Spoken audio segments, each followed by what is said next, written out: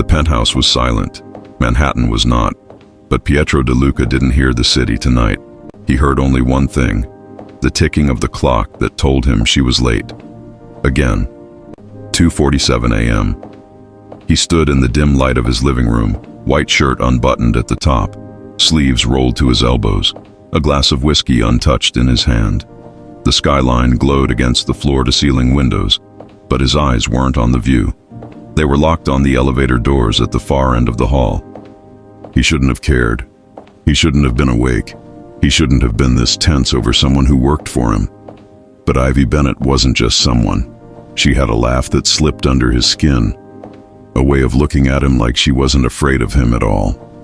A softness he hadn't felt in years, and last night he had caught her talking with Mason Reed, his capo, his closest man, standing too close to her in the kitchen. Too comfortable, too easy. Pietro had watched for 5 seconds. It bothered him for hours. He took a breath, jaw tightening. She lived here. She worked here. She was safe because she was under his roof. But lately, she wasn't in his roof. Not at the hours she should be. He had been telling himself for weeks that it wasn't jealousy. Tonight he knew he had been lying. The elevator dinged. Pietro didn't move. He stayed in the shadow between the windows, watching as the door slid open. She stepped out. Ivy Bennett looked like a woman returning from a life he was never invited to. Coat half-buttoned, hair messy from the wind, high heels in her hand, cheeks flushed from cold or excitement. He couldn't tell which. Her eyes met his. She froze. "Crap," she whispered. He stepped out of the darkness slowly, voice deep and low. "Is this your idea of a time to come home?" Her breath caught. "Why are you standing there like a horror movie villain?" "You scared me." "I wasn't hiding," he said. "I was waiting." She blinked. Hard. "You were waiting for me?" "I asked you a question," Pietro replied, ignoring hers. "Do you call this an hour to walk into my house?" "My shift ended early," she said defensively. "I was out with friends. I have a life outside this penthouse, you know." He took a slow step toward her. She instinctively stepped back until her shoulder met the cold elevator frame. "Which friends?" he asked quietly. "Mason Reed." Her eyes faltered for half a second. Half a second too long. Pietro's jaw clenched. "Unbelievable. We work together sometimes," she rushed out. "He comes by the kitchen, we talk. It's called being social." "At 3 a.m.? he asked. "Barefoot?" "My feet hurt," she snapped, lifting the heels. "High heels exist, you know." "And you were dancing?" His voice dropped, sharper. "Yes, Pietro, dancing. Humans do it all the time." "Did he touch you?" She gasped. "I'm sorry, what?" "Mason," he said. "Did he put his hands on you?" "That is none of your business." "So he did." "So you're insane," she shot back. "You sign my paycheck. You don't own my nights." He stepped closer. Too close. Her breath stilled. "You live in my house," he said, "under my protection. And when you walk in at this hour, alone, exhausted, not answering your phone, yes, I care who you were with." She didn't expect that answer. Not from him. "You care," she said softly. He swallowed once. Hard. "I care about security," he corrected. "That's all." "Right." Her voice dropped. "Just your reputation." Something flickered in his eyes. Hurt, frustration, jealousy. She couldn't tell. He lifted a thumb to her lip. "You missed some lipstick," he said quietly. Her breath stopped completely. "It's mine," she whispered. "Not anyone else's." His thumb lingered 1 second too long. "Go to bed, Ivy. No more interrogation. We'll talk in the morning." "I don't want more rules." "Then stop making me worry." Her heart tumbled. "You were worried?" she whispered. He didn't answer. He didn't need to. It was written in the way he looked at her. Tired, tense, relieved now that she was in front of him. "Good night," he said softly. "Good night, Pietro," she said, letting his name linger. He inhaled sharply. She walked down the hall barefoot, the softest sound on the marble. He didn't take his eyes off her until her door closed. Only then did he exhale and press a hand to his forehead. This wasn't normal. This wasn't professional. This wasn't safe. He was jealous. He was worried. And worst of all, he was losing the one person who made this penthouse feel less empty. Ivy woke with a knot in her stomach.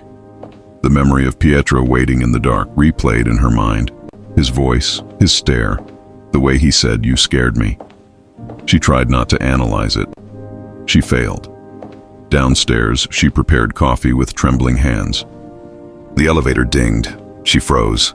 Pietro stepped into the kitchen wearing a crisp white shirt, sleeves rolled up, hair pushed back from a fresh shower. He looked calm. Too calm.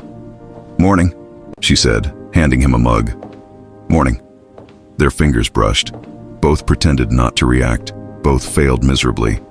"We should talk about last night," he said. "No," she said quickly. "I haven't had caffeine yet." He ignored that.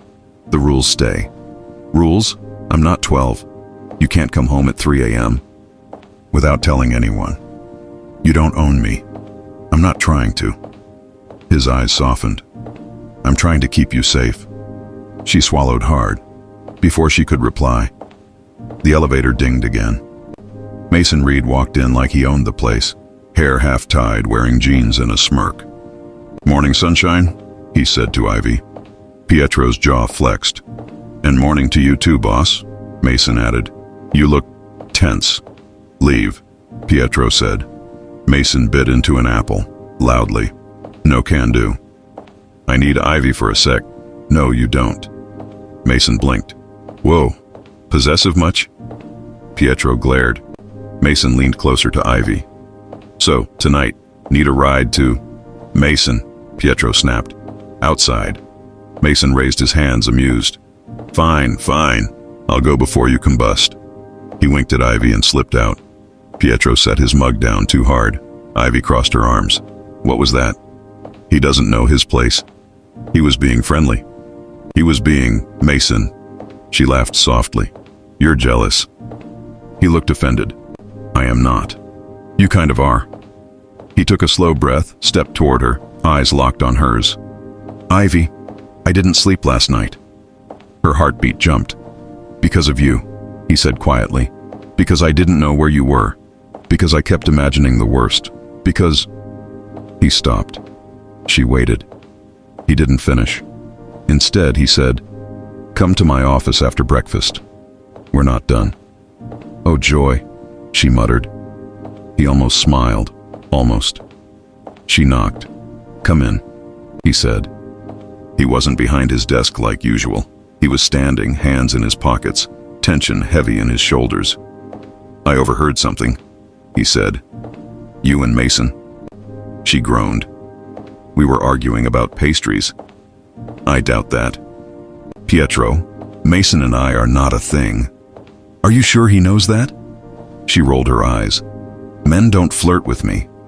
"I do," he said before he could stop himself. Silence. He froze. She froze. He looked away quickly.